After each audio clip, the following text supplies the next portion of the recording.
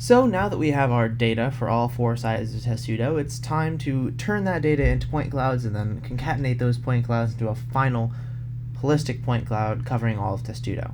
So the process for generating the individual point clouds is exactly the same as it was for generating the point cloud for just the front of Testudo. First, we'll run them through this image conditioning.py to make the laser lines pop a little more, and then we'll run those modified files through datageneration.py.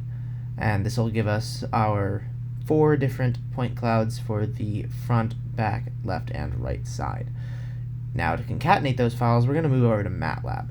So in MATLAB, there's quite a bit of lines of code involved in doing this, but essentially we're going to import our 4 files, and then in order to arrange the point clouds into one actual mesh of the final object, we're going to have to move them around a little bit.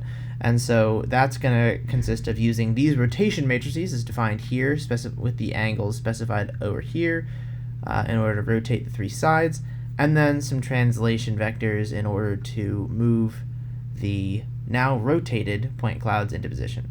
So the process for doing that is just some linear algebra as expressed here, and then some basic addition in all 3 columns of the resulting rotated vectors or matrices. And then of course we're gonna use some filtering in order to cut out all the useless data points. This is stuff generated from things like the background noise, miscellaneous sensor noise, and other such data points that are external to the point cloud and not relevant. So in order to get rid of those, what I did was generate the final mesh after it all been rotated and translated and moved into place, and then roughly determine where the edges of the object were, and then everything outside of those for all 4 individual point clouds I set to not a number, because not a number is not plotted when you use plot3, which is the plotting function that we're using here.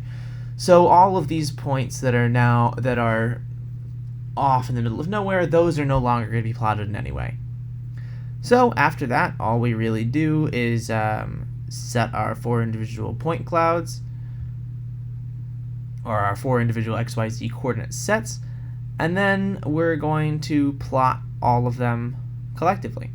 Now there is code here for plotting them so that we separate the color of Testudo's shell, but we're not going to run that for this video because it takes about 7 or 8 minutes in order to generate the final point cloud, given that there are more than 100,000 data points and MATLAB has to plot all of them individually through a for loop in order to do that color separation.